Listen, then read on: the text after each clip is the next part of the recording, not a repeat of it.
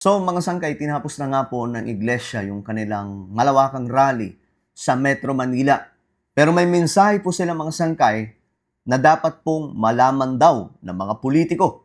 Mag-usapan po natin yan mga sangkay. Anyway, bago tayo mag-umpisa, sa mga hindi pa po dyan nakakapag-subscribe sa ating YouTube channel, makikita nyo po yung subscribe button sa baba ng video na to. I-click nyo lamang po yung subscribe, i-click ang bell, at i-click nyo po yung all. Sa mga nanonood po sa Facebook, i-follow nyo po yung ating Facebook page. Okay, mga sangkay. So, tingnan po natin itong update tungkol sa pagtatapos ng rally ng mga taga-iglesia, mga sangkay. Iglesia ni Cristo kanyang protesta ngayong gabi. Sa kabila niyan, may panawagan pa rin laban sa anilay mga bumabaluktot ng batas. Sino kaya itong mga bumabaluktot ng batas, mga sangkay? Sa Freedom Park ng Liwasang Bonifacio sa Manila, ang ikatlo at huling araw ng rally. Lumipat sila dyan matapos bawiin ng kanilang permit sa EDSA People Power Monument. Ayan nga po mga sangkay. Alam niyo ang reaction ko dyan? Binawi po ng Quezon City yung permit. No? Ang tingin ko dyan, masisira yung political career ni Joy Belmonte dyan. No? Kasi malamang sa malamang, magkakaisa na itong mga taga-iglesia, di ba? Ganun sila sa pagboto. At iitsapwera na po itong si Joy Belmonte. Ang dami pa naman malalaking simbahan sa Quezon City ng iglesia. Andyan din po yung main, di ba? Yung main church ng iglesia, nandyan din. At ang lalaki po ng kapilya nila. Yung mga churches nila dyan. So talagang delikado dito mga sangkay si Joy Belmonte. Ang tingin ko, baka maging last na arangkada na po niya ito sa politika. Kasi sabi po mga sangkay, lahat daw po ngayon ng mga bumabaluktot, hindi na po iboboto ng iglesia. Black voting po yung mga yan, di ba? Mga sangkay. So kaya nga po sa 2028, na nandun yung exciting part kasi malamang sa malamang, lahat ng mga kurap ay hindi iboboto ng iglesia. No? At alam naman po natin kung sino-sino ang mga yan. Yan po yung mga nagkakandara palagi sa iglesia na gusto nilang iboto sila. Pero, mukhang ekes na po yan mga sangkay sa 2028. So, tingnan natin mga sangkay kung anong mga mangyayari. Presa po nila ito laban sa nakambang pagsampa ng kasong pandarambong sa kanilang kamiyembro na si Senador Rodante Marcoleta. Na itong payag nila sa pagtatapos ng kanilang rally. Ito yung sinabi ng iglesia. Loobin nawa ng Diyos na maghari ang tunay na katarungan sa ating minamahal na bansa at huwag nawang magtagumpay ang sino mang bumabaluktot sa batas para lamang sa kanilang makasariling kapakanan. Dito natin tinatapos ang ating peaceful rally. So sino kaya mga sangkay yung sinasabihan nilang bumabaluktot sa batas? Yan ba ay si Remulla? Pero sabi naman ni Remulla, wala daw po silang inaano dito. Wala daw po silang tinatangi na o pinipili na tao pagdating po sa korupsyon.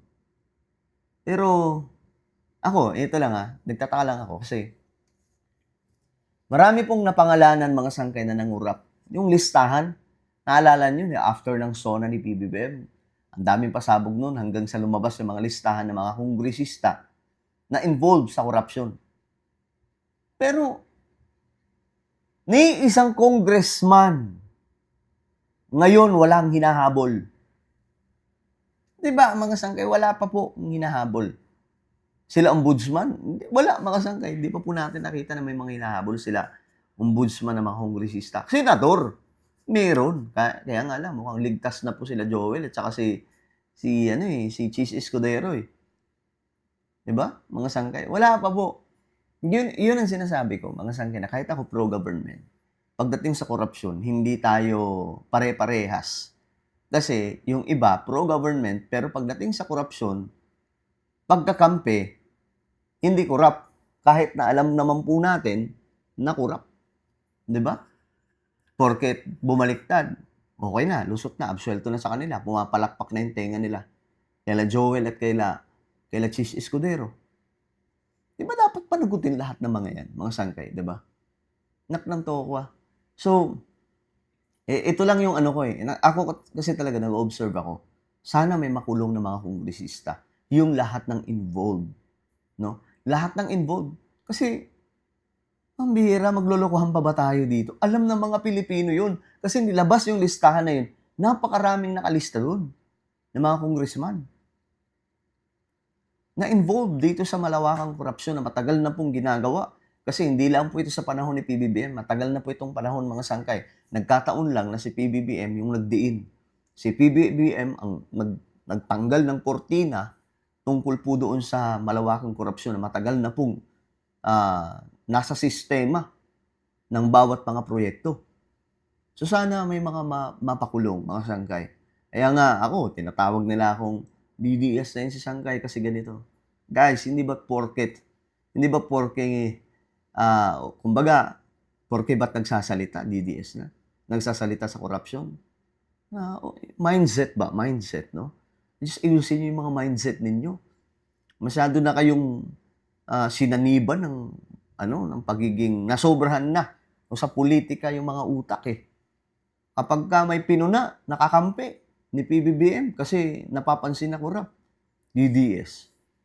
Nak ng tokap. Pero kapag may isang korap na kumampi kay PBBM, malinis na. Pero nung una, binabanat-banata natin, di ba? Dati binabanata natin sila Chis Escudero, itong si Joel Villanueva. Nung tumambling, yung iba nating mga pro-government na iba dyan, pumapalakpak na kay Joel. Di ba? Hindi ako ganoon, guys. Magkaiba tayo, sorry. Okay? Kung paanong mapayapa, maingat at maayos tayong naglakbay papunta rito, nawa ay gayon din sa ating pag-uwi. Dumalo naman si Senador Robin Padilla sa huling araw ng rally ng INC. Giit niya, isa-isa raw sila sa minority bloc. Matatanda ang sinampahan din ng PNP CIDG si Padilla ng obstruction of justice dahil sa pagpapatakas niya umano kay Senador Bato de la Rosa. Pakinggan natin ang pahayag ni Senator Robin. Iniisa-isa na po kami. Hindi po magtatagal, masushoot na naman ako. Kasi yung kaso ko, obstruction of justice, na ang warrant of arrest galing sa ICC eh. Dayuhan eh. Wala naman akong obstruction of justice dito. Foreigner, pare! Ang kaso ko, foreign. Pwede naman ako mag-artista, ang daming leading lady. Pero nagtitiis ako para sa inyo. Okay, mga sanggay. So, yan po yung message ni Senator Robin Padilla. At ako, ang panalangin ko dito na matapos na po itong gera ng mga politiko, no? Kasi pansin po talaga natin ngayon, walang katahimikan ng bayan dahil po sa mga nag-aaway-away ng mga politiko. So, yan po ang mensahe mga sangkay ng iglesia, naway hindi daw po baluktutin ang batas natin, ang hustisya natin mga sangkay, at maibigay daw po talaga yung tamang hustisya sa mga nangurap, no? Para sa atin, dahil po sa mga kurap na yan, mga sangkay, ang daming kurap kasi talaga. Ewan ko ba? Nakakaingit yung ibang bansa. Yung ibang bansa, lumalago yung ekonomiya. Sa atin dito, ang lumalago yung mga bulsa ng mga buwakang mga politiko na yan. Well, ano po ang inyong opinion? Comment down below. Huwag niyo pong kalimutan na i-subscribe yung ating YouTube channel. Mag-iingat pong lahat. God bless everyone.